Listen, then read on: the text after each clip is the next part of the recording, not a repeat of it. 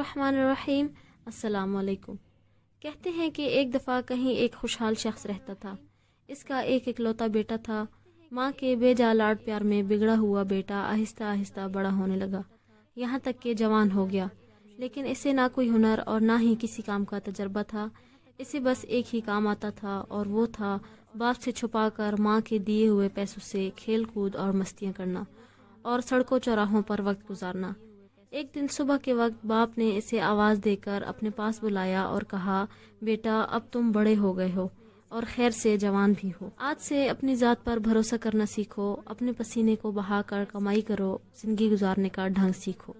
बेटे को बाप की ये बात कुछ नागवार सी गुजरी। तकरीबन एहतजाज भरे अंदाज में अपने बाप से कहा, मुझे तो कोई काम करना ही नहीं आता। बाप ने कहा, कोई बात नहीं, अब सीख लो।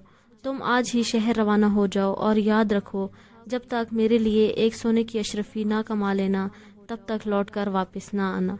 बेटा परेशान हो गया और घर से जाने के लिए दरवाजे की तरफ बढ़ ही रहा था कि इसकी माँ, जो ये सब गुफ्तगू छुप कर सुन चुकी थी, बेटे के सामने आ गई। मुट्ठी में छुपाई हुई अशरफी बेटे को देते हुए बोली कि शहर चले जाओ, रात गए लौट आना और ये अशरफी अपने बाप को दे देना और कहना मैं ये अशरफी शहर से कमा कर लाया हूँ। नौजवान खुशी खुशी घर से रवाना हो गया।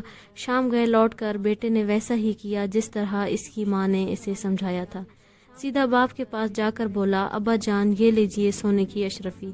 मैंने सारा दिन बहुत जान लड़ाकर काम किया और बहुत मुश्किल से ये अशरफी कमा कर आपके पास लाया हूँ। बाप ने अशरफी को लेकर काफी गौर से देखा, फिर आतिशदान में जलती हुई आग में झोंकते हुए बेटे से कहा, नहीं बरखुरदार, ये अशरफी तुम्हारी मेहनत की कमाई नहीं है। तुम कल से दोबारा काम पर जाओ और देख लेना, जब तक एक अशरफी कमा ना लेना तो लौट कर वापस ना आना। बेटा खामोशी से बाप की इस हरकत को देखता रहा। दूसरे दिन शहर को जाने के लिए घर से बाहर निकलते हुए दरवाजे की चौखट पर फिर से माँ को मुंतजिर पाया। माँ ने इसकी मुट्ठी पर एक और अशरफी रखते हुए कहा, बेटा इस बार जल्दी वापस ना आना, बल्कि शहर में 2 या 3 दिन रुके रहना और फिर लौट कर बाप को ये अशरफी ला देना। और फिर बेटा घर से शहर के लिए रवाना हो गया। बेटे ने शहर जाकर माँ के कहे पर अमल किया और 3 दिन बाद घर वापस आ गया। आकर सीधा बाप के पास गया और अशरफी इसे थमाते हुए कहा, ए वालिद मोहतरम, ये लीजिए सोने की अशरफी। इसे कमाने के लिए मुझे बहुत ज़्यादा मेहनत करनी पड़ी। बाप ने फिर अशरफी लेकर इसे काफ़ी देर देखा और दोबारा ये कहते हुए आग में फेंक दी कि बेटा ये वो अशरफी नहीं है जो तुम कमा कर लाए हो।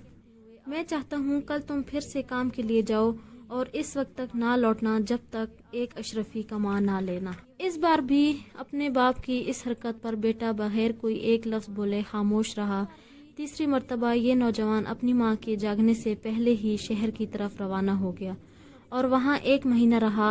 और इस बार 1 महीने के बाद हकीकी मानों में मेहनत और मुशक्क़त से कमाकर अशरफी को नहायत हिफाजत से मुट्ठी में दबाए मुस्कुराते हुए अपने बाप के पास हाजिर हुआ।